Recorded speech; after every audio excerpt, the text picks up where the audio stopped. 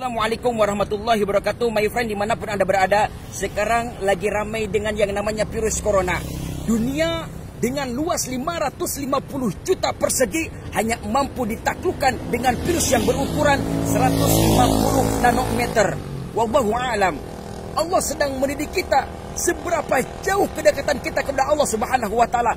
Pasrah kita kepada Allah. Bayangkan, baru satu tentara Allah yang diturunkan ke alam dunia dengan ukuran 150 nanometer, hampir seluruh dunia bersembunyi saking ketakutannya teramat sangat dahsyat. Dengan apa? Dengan virus corona. Takut apa? Takut mati. Bayangkan my friend, ukuran kehidupan kita di dalam dunia ini sudah dicatat oleh Allah. Udah ada catatannya. Coba lihat di dalam Al-Quran. Di dalam surah Al-A'raf ayat 34 Allah berfirman, Bismillahirrahmanirrahim. Walikulli ummatin ajalun fa idza jaa ajaluhum la yastakhiruna sa'atan wa la yastaqdimun. Tiap-tiap umatku mempunyai batas waktu yang telah ditetapkan. Maka apabila telah datang waktunya, mereka tidak dapat mengundurkan barang sesaat pun dan tidak dapat pula memajukannya. Kalau udah waktunya mati, ya mati. Kenapa mereka bersembunyi? Kenapa? Karena takut mati, my friend.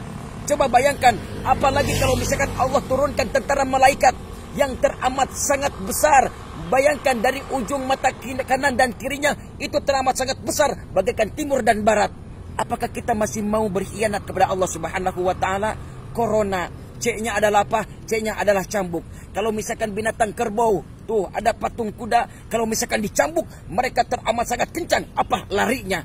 Begitupun manusia, dengan diturunkan bala bencana, dengan diturunkan virus ini, nah kita pun harus lebih cepat. Apa? Ingat kepada Allah Subhanahu wa taala. O-nya adalah obat. Kalau misalkan orang yang terkena virus corona, pasti mereka ketergantungan dengan obat. Begitupun manusia, termasuk pribadi saya ini butuh obat. Obat apa? Nih, syifaul qulub, obatnya hati dengan apa? Dengan zikrullah, zikir kepada Allah Subhanahu wa taala. Insyaallah hati akan tenang. Kita jangan sampai panik. Kalau misalkan panik nanti takutnya saking ketakutannya kita stres. Akhirnya apa? Yang ditakutkan akhirnya datang apa? Kematian. Nauzubillah. Eranya apa? Rahmat. Jadi kita ingat pertolongan Allah Subhanahu wa taala. Senantiasa kita ingat kepada Allah. Insyaallah pertolongan Allah pasti akan ada. O-nya tetap obat. Obat apa? Supaya hati tenang, kembali lagi kepada Allah, ingat kepada Allah dengan apa? Zikrullah, zikir kepada Allah Subhanahu wa taala. N-nya apa? Nikmat. Nikmati saja apa yang sudah ada. Karena semuanya ini adalah apa? Dari Allah. Likulli syai'in sababun. Setiap sesuatu itu pasti ada sebabnya. Allah turunkan bala bencana ini, Allah turunkan virus ini. Karena apa? Karena ada sebabnya. Gak bakalan mungkin kalau misalkan atasan, bos kita ngomel ke bawahannya, pasti ada sebabnya. Kenapa dia marah-marah? A-nya adalah amanah.